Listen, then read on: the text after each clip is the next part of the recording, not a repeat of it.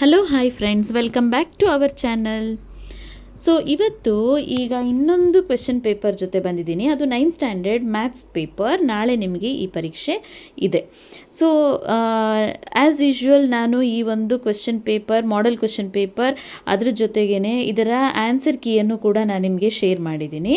ಈ ಕ್ವೆಶನ್ ಪೇಪರಲ್ಲಿ ಇರುವಂತಹ ಪ್ರತಿಯೊಂದು ಕ್ವೆಶನ್ಸನ್ನು ಕೂಡ ಕಲ್ತ್ಕೊಳ್ಳಿ ಆನ್ಸರ್ ಕೀ ಜೊತೆಗೆ. ಓಕೆ.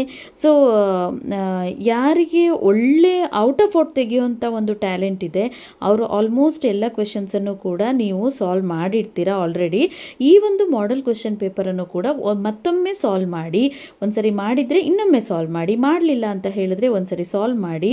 ಯಾಕೆ ಅಂತ ಹೇಳಿದರೆ ಮಾಡೆಲ್ ಕ್ವೆಶನ್ ಪೇಪರಲ್ಲಿ ಇರುವಂತಹ ಪ್ರಶ್ನೆಗಳು ಬರುವಂಥ ಚಾನ್ಸಸ್ ಇರುತ್ತೆ ಕೆಲವೊಂದು. ನೆಕ್ಸ್ಟ್, ಯಾರು ಎವ್ರೇಜ್ ಇದ್ದೀರಾ ಅವರು ಪ್ರತಿಯೊಂದನ್ನು, ಯಾವುದನ್ನು ಕೂಡ ಬಿಡಬೇಡಿ, ಪ್ರತಿಯೊಂದನ್ನು ಕೂಡ ಮಾಡ್ಕೊಳ್ಳಿ.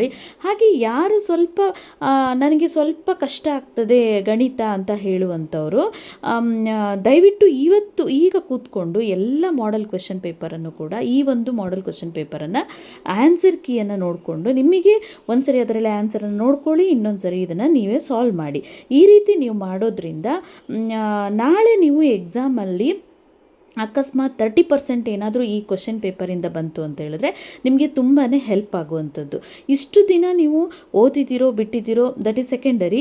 ಸೊ ಈಗ ನಾಳೆ ಹೋಗಿ ನೀವು ಎಕ್ಸಾಮನ್ನು ಬರೀಬೇಕು. ಎಕ್ಸಾಮನ್ನು ಬರೀಬೇಕು ಅಂದರೆ ಸ್ವಲ್ಪನಾದರೂ ನೀವು ಪ್ರಿಪೇರ್ ಆಗಿರಬೇಕು. ಯಾರು ಫುಲ್ ಪ್ರಿಪೇರ್ ಆಗಿದ್ದರೆ ಅವರಿಗೆ ನಾನು ಹೇಳ್ತಾ ಇಲ್ಲ, ಯಾರು ಏನೂ ಕೂಡ ಪ್ರಿಪೇರ್ ಆಗಲಿಲ್ಲ ಅವರಿಗೆ ನಾನು ಹೇಳ್ತಾ ಇದ್ದೀನಿ, ಅವರಿಗೆ ಹೆಲ್ಪ್ ಆಗಲಿ ಅನ್ನೋ ಉದ್ದೇಶಕ್ಕೋಸ್ಕರ ಹೇಳ್ತಾ ಇದ್ದೀನಿ.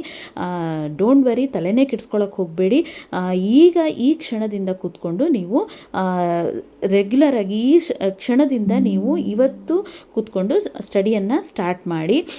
ಆನ್ಸರ್ ಕೀನೂ ಇದೆ, ಕ್ವೆಶನ್ ಪೇಪರ್ ಇದನ್ನು ಫಸ್ಟು ಸಾಲ್ವ್ ಮಾಡಿಕೊಂಡು ನೆಕ್ಸ್ಟ್ ನೀವು ನಿಮ್ಮ ಟೀಚರ್ಸ್ ಹೇಳಿರುವಂಥ ಎಕ್ಸಸೈಸಲ್ಲಿ ಈ ಕ್ವೆಶನ್ಸ್ ಇದೆ ಅಲ್ಲ, ಎಕ್ಸಾಂಪಲ್ ಒಂದೊಂದನ್ನೇ ತೊಗೊಂಡು ನೀವು ಸಾಲ್ವ್ ಮಾಡ್ತಾ ಹೋದರೆ ಖಂಡಿತವಾಗ್ಲೂ ನಾಳೆ ನಿಮಗೆ ಎಕ್ಸಾಮ್ ಈಸಿ ಆಗಿರುತ್ತೆ ಅಂತ ಹೇಳ್ತೀನಿ.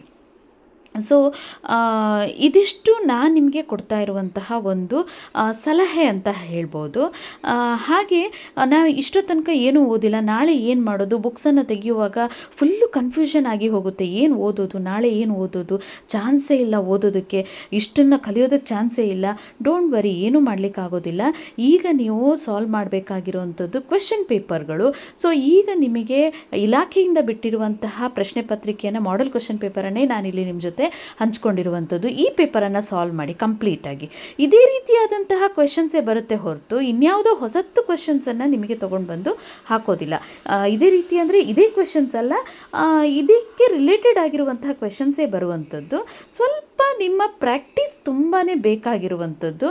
ನಿಮ್ಮ ಡೆಡಿಕೇಶನ್ ಕೂಡ ಇವತ್ತಿಂದ ಆದ್ರೂ ಕೂಡ ನಿಮ್ಮ ಡೆಡಿಕೇಶನ್ ತುಂಬಾ ಇಂಪಾರ್ಟೆಂಟ್ ಆಗಿರುತ್ತೆ ಒಂದು ಅವರೇಜ್ ಮಾರ್ಕ್ಸನ್ನು ಸ್ಕೋರ್ ಮಾಡೋದಕ್ಕೆ ಅಂತ ಹೇಳ್ತೀನಿ. ಸೊ ಇದಿಷ್ಟನ್ನು ನಾನು ನಿಮಗೆ ಹೇಳಬಲ್ಲೆ. ಸೊ ಇನ್ನೂ ನಿಮಗೇನಾದರೂ ಇಂಟ್ರೆಸ್ಟ್ ಬಂದಿದೆ ಅಂತ ಹೇಳಿದ್ರೆ ದಯವಿಟ್ಟು ಈ ಪ್ರಾಬ್ಲಮ್ಸನ್ನು, ಈ ಕ್ವೆಶನ್ ಪೇಪರ್ಲಿರೋ ಪ್ರಾಬ್ಲಮ್ಸನ್ನು ಸಾಲ್ವ್ ಮಾಡಿ ಅಂತ ಹೇಳ್ತಾ ನನ್ನದೊಂದು ಚಿಕ್ಕ ವಿಡಿಯೋನ ಇಲ್ಲಿಗೆ ಎಂಡ್ ಮಾಡ್ತಾ ಇದ್ದೀನಿ ಫ್ರೆಂಡ್ಸ್. ಈ ವಿಡಿಯೋ ನಿಮಗೆ ಇಷ್ಟ ಆಗಿದ್ದರೆ ಪ್ಲೀಸ್ ನಮ್ಮ ಚಾನಲನ್ನು ಸಬ್ಸ್ಕ್ರೈಬ್ ಮಾಡ್ಕೊಳ್ಳೋದನ್ನು ಮರಿಬೇಡಿ ಅಂತ ಹೇಳ್ತೀನಿ. ಹಾಗೆ ಈ ವಿಡಿಯೋ ಯಾರಿಗೆಲ್ಲ ಹೆಲ್ಪ್ಫುಲ್ ಆಗುತ್ತೆ ಸೊ ಅವರಿಗೆ ಈ ವಿಡಿಯೋನ ಶೇರ್ ಮಾಡೋದನ್ನು ಕೂಡ ಮರಿಬೇಡಿ ಅಂತ ಹೇಳ್ತಾ, ಲೈಕ್ ಮಾಡೋದನ್ನು ಮರಿಬೇಡಿ, ಹಾಗೆ ಸಬ್ಸ್ಕ್ರೈಬ್ ಮಾಡ್ಕೊಳ್ಳಿ ಅಂತ ಹೇಳ್ತಾ ನನ್ನ ವಿಡಿಯೋನ ಇಲ್ಲಿಗೆ ನಾನು ಎಂಡ್ ಮಾಡ್ತಾ ಇದ್ದೇನೆ ಫ್ರೆಂಡ್ಸ್. ಟೇಕ್ ಕೇರ್, ಬಾಯ್.